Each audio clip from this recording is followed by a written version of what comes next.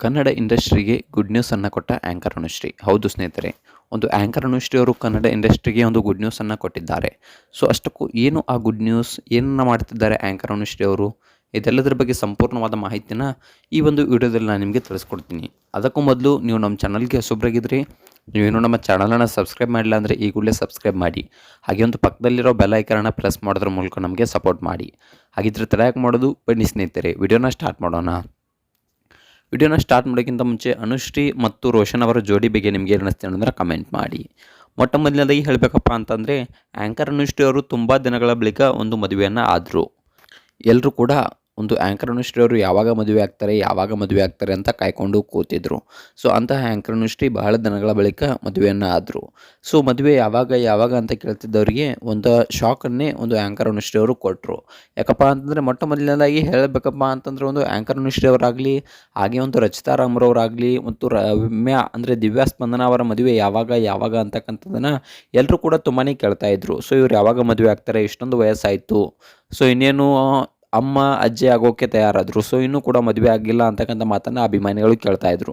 Social ಮೀಡಿಯಾಗಳಲ್ಲಿ ತುಂಬಾ ಚರ್ಚೆ ಕೂಡ ಆಗ್ತಾಯಿತ್ತು. ಆದರೆ ಆ್ಯಂಕರ್ ಅನುಶ್ರೀ ಅವರು ತುಂಬ ದಿನಗಳಿಂದ ಒಂದು ರೋಷನ್ ಅವ್ರನ್ನ ಪ್ರೀತಿಸ್ತಾ ಇರೋದನ್ನು ಯಾರಲ್ಲೂ ಕೂಡ ಹೇಳಿಕೊಂಡಿರಲಿಲ್ಲ. ಆದರೆ ಒಂದು ತುಂಬ ದಿನಗಳ ಕಾಲ ಅಂದರೆ ಒಂದು 5 ವರ್ಷದಿಂದ ಇವರು ಪ್ರೀತಿಯನ್ನು ಮಾಡ್ತಾ ಇದ್ರು ಅಂತಕ್ಕಂಥದ್ದು ಕೂಡ ಕೇಳಿ ಬರ್ತಾ ಇದೆ.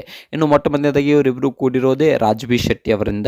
ಸೊ ರಾಜ್ ಬಿ ಶೆಟ್ಟಿ ಅವರು ಇವರಿಬ್ಬರನ್ನ ಕೂಡಿಸಿದಂತೆ ಅಂತಕ್ಕಂಥ ಮಾತನ್ನು ಕೂಡ ಒಂದು ಆ್ಯಂಕರ್ ಅನುಶ್ರೀ ಅವರು ಹೇಳಿದ್ದಾರೆ.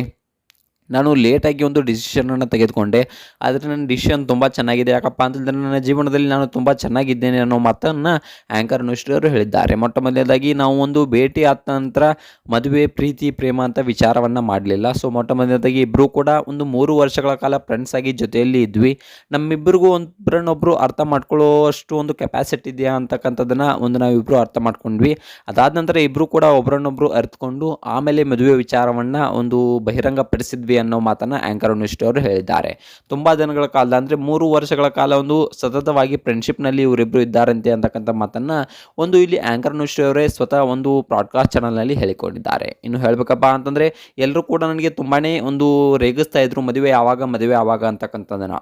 ಆದರೆ ಒಂದು ಮದುವೆಯನ್ನು ಆಗಿಬಿಟ್ಟು ಒಂದು ತಪ್ಪಾದ ವ್ಯಕ್ತಿಯ ಕೈ ಹಿಡಿಯೋದು ಒಂದು ತುಂಬ ಸಂಕಟದ ಒಂದು ಪ್ರಶ್ನೆ. ಯಾಕಪ್ಪ ಅಂತಂದರೆ, ನಮ್ಮ ಜೀವನ ಪೂರ್ತಿಯನ್ನು ಅವ್ರ ಜೊತೆಗೆ ನಾವು ಕಳಿಬೇಕು ಅನ್ನೋ ಮಾತನ್ನು ಆ್ಯಂಕರ್ ಅನುಶ್ರೀ ಅವರು ಹೇಳಿದರು.